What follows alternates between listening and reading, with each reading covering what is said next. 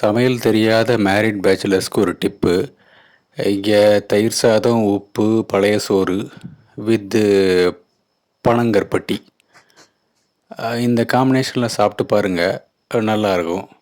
ஒரு சமையலுக்காக ஒரு குழம்போ ஒரு காய்கறியோ வைக்க தேவையில்லை. இப்படி போட்டு பிசைஞ்சு சாப்பிட்டிங்கன்னா நல்லா தான் இருக்கும். ஊறுகாய் வச்சும் சாப்பிட்லாம். அல்சர் இருக்கவங்க ஊறுகாய் சாப்பிட முடியாது. ஸோ அப்படிப்பட்டவங்க பனங்கற்பட்டி சேர்த்துக்கலாம். ஒத்துக்குச்சுன்னா சாப்பிடுங்க.